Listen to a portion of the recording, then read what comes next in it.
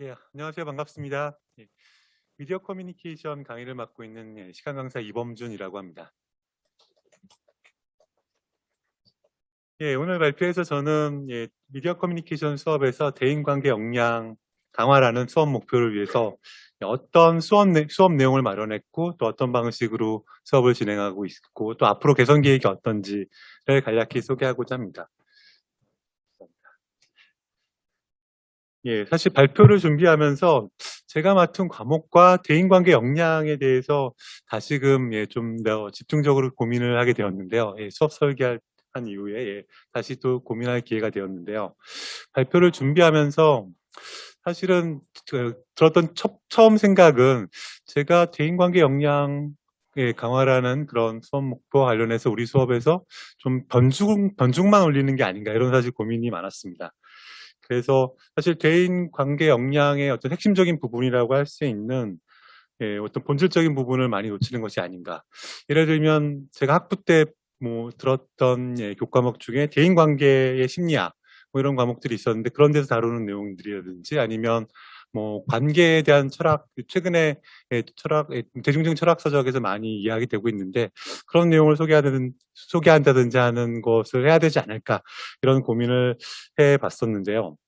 하지만 또 생각해보면 제 교과목의 성격도 있고 하니까 그런 내용을 포함시키는 게 적절치 않다라는 결론을 다시 내렸습니다. 그래서 뭐 대인관계를 둘러싸 어떤 뭐 동화학에 관련된 심리적 동화학에 관련된 부분이나 관계 중요성에 관련된 부분 중요하긴 하지만 그건 수업 성격과 좀 다르고 또 또 반대로 제가 수업에서 다루고 있는 미디어 특성에 관련된 부분 그 부분을 이해하는 것도 대인관계 역량 강화에 중요한 기여를 할 수 있는 부분이고 또 다른 방식으로는 또 그것을 도움을 줄 수 없는 부분, 대체될 수 없는 부분이니까 수업의 어떤 과목의 특성에 충실해서 대인관계 역량에 기여할 수 있는 방법을 찾는 게 더 중요하겠다. 그래서 사실 교과목을 설계하면서 그런 생각을 했었는데 다시금 이제 그런 생각을 굳히면서 그런 부분을 좀 더 강화하는 그런 방법들을 생각하게 되었습니다. 예. 오늘 제 발표는 일단 교과목 소개를 먼저 드리고요. 그 다음에 개인관계 역량의 어떤 관계를 살펴보는 방식 중에 제 교과 내용 중에 대인관계 에 관련된 부분들을 개인 커뮤니케이션 관련 부분과 또 여타 외부의 물건 장치를 이용한 커뮤니케이션, 즉 좁은 의미의 미디어를 이용한 커뮤니케이션 관련 부분 두 가지로 나누어서 좀 소개해 드리도록 하고요. 마지막으로 향후 개선 방향에 대해서 짧게 소개하겠습니다. 자, 저희 교과목 소개 간략히 드리면 미디어 커뮤니케이션은 개인 커뮤니케이션을 비롯해서 신문, 방송, 영화, 인터넷, 소셜미디어 등 다양한 미디어에 대해서 기본 원리와 작동 방식 그리고 발전 과정, 역사에 대해서 이렇게 탐구하고 학습하는 그런 수업인데요. 그래서 사실은 이 내용만 보면 대인관계 역량하고는 개인 커뮤니케이션 이외의 관련성을 좀 찾지 어렵지 않을까 이렇게 생각이 들 수도 있는데 또 우리가 잘 생각해 보면 특히 이제 코로나19 상황 때문에 아마 여러분들도 잘 실감하실 텐데 최근에는 타인과의 소통에서 미디어들을 많이 사용하고 있죠. 대표적인 게 이제 소셜 미디어라고 할 수 있고요. 또 그 밖에 사실은 전 수업에서 다룬 것 중에 하나가 뭐 쪽지나 게시판, 뭐 안내문 이런 것들도 개인관계 매개에 우리가 일상적으로 쓰고 있는데 나름의 중요성을 가지고 있다. 이렇게 생각을 하고 있습니다. 그래서 그 부분을 수업에서 좀 다룬 바가 있습니다. 그리고 우리 수업에서는 학습과제 시흥의 미디어를 도시기반 학습으로 시흥의 미디어를 시행하고 있는데 이것과 관련된 부분, 특히 그 중에서 사실은 뭐 신문이나 뭐 이런 것도 있지만 이웃 주민들과의 교류나 그 다음에 정보 교환 관련된 부분들이 있어서 그런 부분이 또 대인관계 역량과 관련이 있습니다. 자, 전체 커뮤니케이션 유형을 이렇게 좀 한번 유형화해 봤는데요. 규모에 따라서. 자, 대인관계 역량하고 직접적인 관련이 있어 보이는 부분은 이제 대인 커뮤니케이션, 소집단 커뮤니케이션 할 수 있는데 이 부분은 이제 제 수업에서 대인 커뮤니케이션 관련 내용에서 다루고요. 하지만 수업 내용의 사실은 대부분은 매스 커뮤니케이션 관련 부분입니다. 그래서 신문, 방송, 영화, 인터넷의 또 주요 많은 부분들 이 매스 커뮤니케이션이어서 사실은 수업 자체는 매스 커뮤니케이션 관련 부분이 좀 많은 편입니다. 자, 먼저 이제 그 중에서 대인 커뮤니케이션 관련된 대인관계 역량과 관련된 부분을 소개해드리면 먼저 대인 커뮤니케이션의 전체 수업 내용은 이제 대인 커뮤니케이션 특성을 다루고 그다음에 비언어적인 기호, 넘버벌 사인이라고 하는 비언어적 언어, 비언어적 기호에 대해서 중요성을 먼저 설명한 다음에 그 기호의 다양한 종류와 특성 이런 것들을 다루고요. 그다음에 이와 관련해서 분석 실습도 하고 또 시흥의 미디어 학습 과제 연결해서 학생들이 이제 한번 과제로 한번 찾아볼 만한 그런 분석 대상을 소개하는 그런 내용을 다룹니다. 여기 그다음에 또 대인관계 동기 유발 요소, 이건 이제 대인관계 심리학 관련된 부분인데 그 부분도 포함되어 있긴 하고 있습니다. 자, 먼저 대인 커뮤니케이션의 특성은 뭐 자세하게 설명드리지 필요는 없을 것 같고요. 두 가지 특징만 좀 강조할 수 있을 것 같은데요. 풍부한 피드백을 한다는 점, 그리고 비언어적 언어를 풍부하게 활용한다는 점이 개인 커뮤니케이션 특성입니다. 그래서 지금 저도 이제 발표를 비대면으로 하고 있는데 그런 비대면 발표와 대면 발표 차이라고 차이를 쉽게 이해할 수 있는 방법 중에 하나가 풍부한 피드백 그리고 비언어적 기호를 더 풍부하게 사용할 수 있다는 점이라고 말씀드릴 수 있겠습니다. 그래서 그 중에서 제 수업에서 특히 강조하는 부분은 이제 비언어적 언어에 관련된 부분인데요. 그래서 비언어적 언어는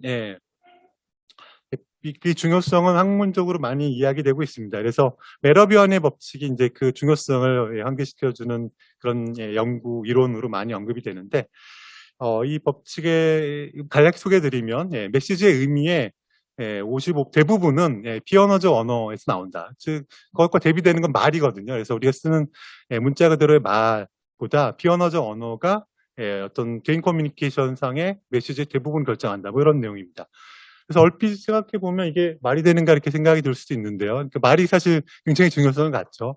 그래서 사실 사실적인 정보를 전달하는 데는 단어가 굉장히 중요하지만 근데 우리 개인 커뮤니케이션 내용들 잘 생각해 보면 어떤 사실적인 정보를 주고받는 것 말고 어떤 화자의 어떤 감정이나 어떤 태도 이런 것들을 이해하고 그것을 거기에 관련된 내용들을 소통하는 게 굉장히 중요하다고 볼 수 있습니다. 근데 그 부분들은 대부분 비언어적 언어가 거의 결정하는 것이죠. 한다는 겁니다. 그래서 예를 들면 여기 나와 있는 나 영철이랑 친해 뭐 이런 얘기를 한다고 했을 때 이 단어 자체가 전하는 그런 메시지 부분은 별로 없고 이 말을 할 때 화자가 말하는 목소리의 어떤 톤이나 얼굴 표정이나 자세 이런 것에 의해서 이 화자가 영철이랑 친한지 아닌지 이런 것들을 판단이 대부분 된다는 것이죠.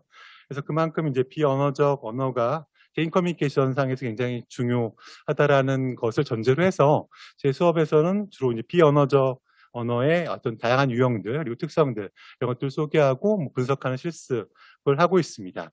그래서 비언어적 언어의 유형 대표적인 게 신체 언어로는 이제 표정이나 자세, 몸짓, 제스처, 손짓, 그다음에 시선 이런 것들이 있고요. 그 다음에 여기는 이제 손짓하고 얼굴 표정 그리고 시선의 사례가 나와 있습니다. 그리고 그 밖에 의상이나 장신구 이런 것들도 비언어적 언어 하나로 이야기되고요. 그다음에 준 언어로 해서 이제 목소리에 관련된 부분, 그래서 어조나 크기, 높낮이, 억양, 빠르기 이런 것들도 어떤 개인 커뮤니케이션 상에서 굉장히 중요한 요소인데, 그러니까 그 단어 이외에 또 다른 중요 요소들이라 볼 수 있습니다. 그래서 이런 것들을 소개를 하고요. 그다음에 공간과 거리 이것도 중요한 요소 중에 하나고 컨택, 그래서 몸을 만지는 것이죠. 그래서 그런 것들을 쭉 이런 종류들 소개한 다음에 이제 실습을 합니다. 그래서 시험 문제로도 내기도 하고 지금은 원래는 사실은 수업 대면 수업에서는 이제 같이 학생들하고 찾아보고 하면 재미있는데 그렇게 못해서 이제 과제로 내거나 시험 문제로 내는 그래서 사진에서 발견할 수 있는 비언어적 언어를 찾고 그것의 의미를 한번 해석해 보면 사실 이 간단한 사실 한 장의 사진인데 여기서 굉장히 다양한 비언어적 언어를 찾을 수 있고 의미도 사실은 되게 다양하게 있습니다. 그래서 학생들이 해오는 건 굉장히 다양한 답변이 나오는데요.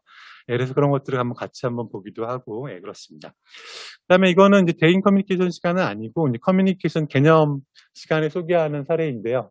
그래서 이 사진에서는 이 상황이 커뮤니케이션이 있는가 없는가 이렇게 질문을 하는데 사실은 이제 이 이거 처음 소개할 때는 이제 정답을 학생들이 찾기 쉽지는 않은데, 이제 대인 커뮤니케이션 수업하고 나서는, 예,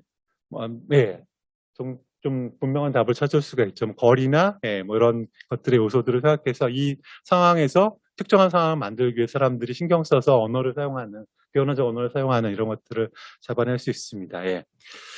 그래서 이 사례가 또, 그 시흥의 미디어와 관련해서, 이웃 주민들과의 일상적인 교류 방식을 생각해 보는데도 이렇게, 연결이 되는 그런 사례가 돼서 또 이어서 또, 시흥의 미디어 분석 대상 찾기에서 비슷한 관련된 얘기들을 이런 한번 분석 대상으로 이런 것을 하면 어떻겠냐 이런 제안도 하기도 합니다. 그래서 예를 들면 엘리베이터 안에서 어떻게 상호작용하는가 이런 것도 한번 관찰해보고 한번 조사해보게 한다든지 또 이것과 연결돼서 확장해서 이제 이웃 주민들과의 교류 어떻게 하는지 그래서 뭐 이론을 좀 더 많이 좀 상세하게 하면 좋을 텐데 그렇게는 못하고 간단히 이제 뭐 도시형, 공동체형 이렇게 나눠서 우리 이웃 주민과의 교류가 좀 삭막하지만 좀 자유로워. 그러니까 외부에 서로 간섭 서로 안 하고 편하게 지내는 하지만 좀 차가운 그런 형태인지 아니면 뭐 이렇게 엘리베이터 안에 타도 이렇게 막 어디 사는지 뭐 이렇게 오늘 기분이 어떤지 날씨가 어떤지 이렇게 인사를 하는 그런 좀 정감은 있지만 간섭적인 공동체형인지 이런 것들을 한번 분석해보는 것과 이렇게 연결하는. 그래서 어떻게 보면 뭐 친구나 뭐 직장 동료나 가족과의 커뮤니케이션은 아닌데 낯선 사람들, 그러니까 과의 어떤 관계에 관련된 부분들은 많이 다루고 있습니다. 그래서 또 어떻게 보면 동료나 즉 친구들과의 커뮤니케이션이 더 중요할 수 있을 텐데 그 부분은 좀 제 수업에서 많이 다뤄지지 않고 왜냐하면 시흥의 미디어에 관련해서 하는데 보통 이웃 주민들과 친한 사람들이 많이 없으니까요. 근데 이 부분이 사실은 뭐 인류학이나 문화사회학에서 최근에 중요한 이슈로 다뤄지고 있는 것이니까 의미 있다고 생각합니다. 그래서 대도시 생활에서는 낯선 사람들, 약간 안면만 있는 사람과의 커뮤니케이션 이게 중요하고 앞으로도 계속 중요한 부분들인데 그 부분들을 좀 우리 수업에서 많이 다뤄지는 편입니다. 그래서 사실 도시 공동체를 회복하자 이런 생각을 가지고 있는 분들은 이제 예를 들면 엘리베이터 아니나 뭐 그런 곳에서 이웃 주민들과 커뮤니케이션부터 출발해가지고 더 이제 좀 더 정감 있는 커뮤니케이션을 하자 이런 논의들도 전개가 됐고요. 또 그냥 학생들의 관점에서 좀 차가운 도시 생활을 누리고 있는 사람들 같은 경우도 이웃 주민들과 친하지 않음으로써 이제 겪는 어떤 일상의 불편함 이런 것들에 대해 생각해 볼 수 있는 또 반면 또 편함도 있죠.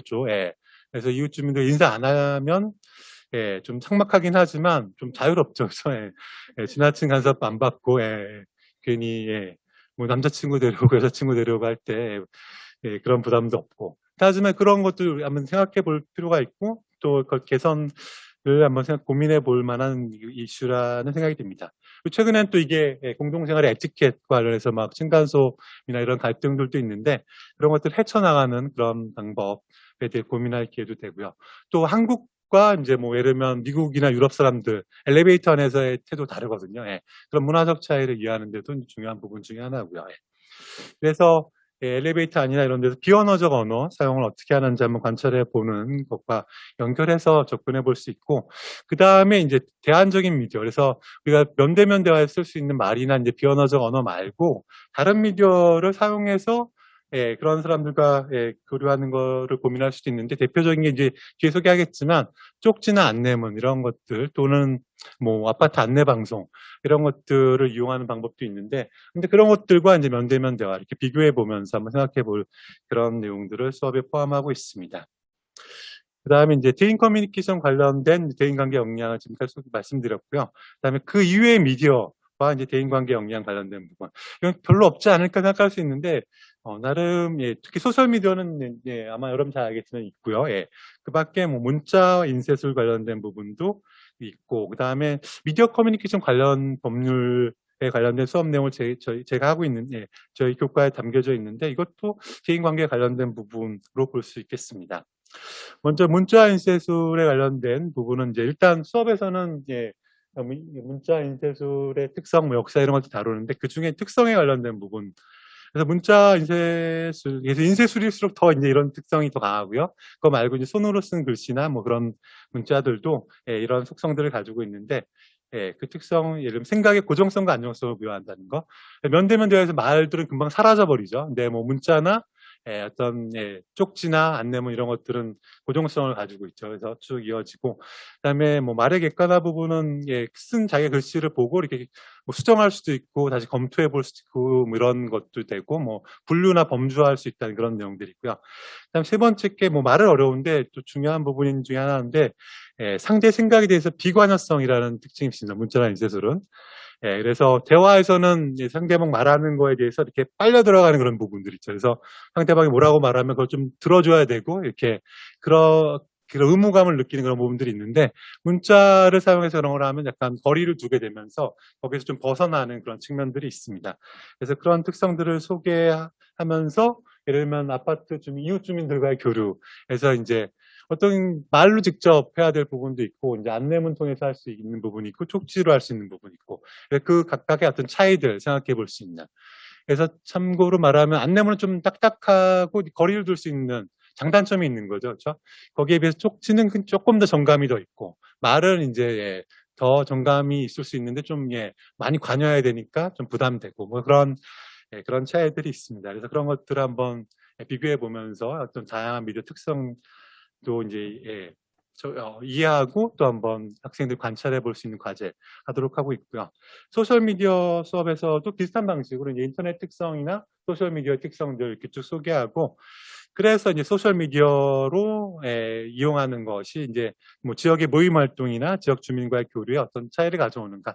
그래서 예를 들면 동네 사람들과 만날 때 뭐 카카오톡이나 뭐 최근에는 당근마켓 뭐 이런 것들 이용해서 만나기도 하는데, 그런 거하고 뭐 직접 만나서 모임에서 하는 거하고 뭐 어떤 차이가 있는가, 뭐 카카오톡을 했을 때 뭐 어떤 장단점이 있는가, 이런 것들을 한번 분석 대상으로 한번 해보도록 하고 있습니다. 그래서 오프라인 모임과 온라인 모임을 비교한다든지 뭐 이렇게 하고 있고요. 그래서 그중에 아까 면대면 대화의 어떤 비언어적 언어 다뤘으니까 그런 것들을 쓸 수 있는 그런 오프라인과 없는 온라인 뭐 이렇게 비교해 보도록 하는 그런 과제를 하고 있습니다. 그래서 이런 부분이 이제 대인관계 역량과 관련되어 있다고 볼 수 있겠고요.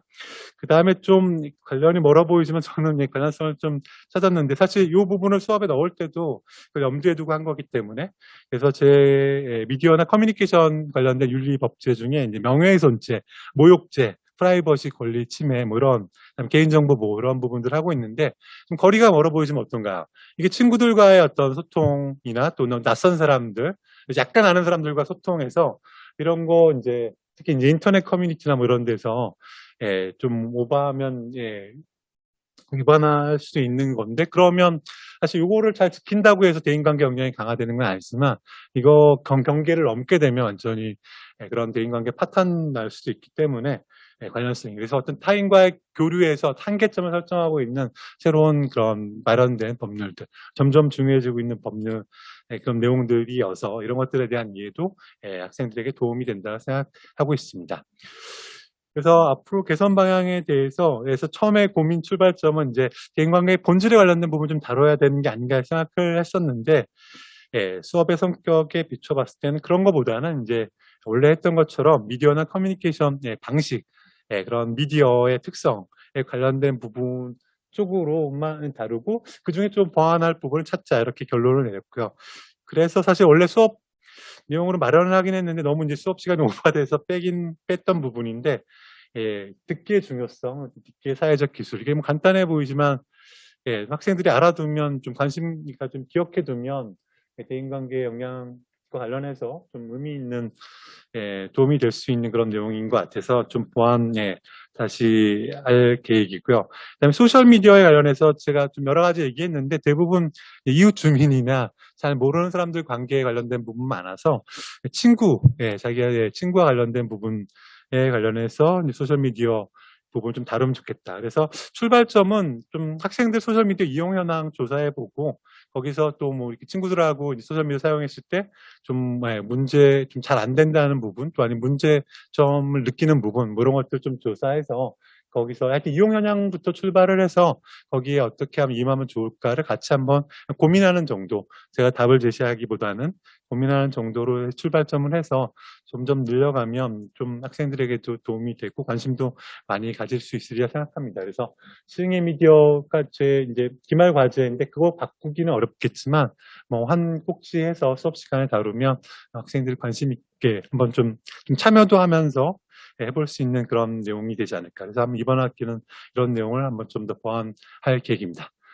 자, 이상으로 발표 마치겠습니다.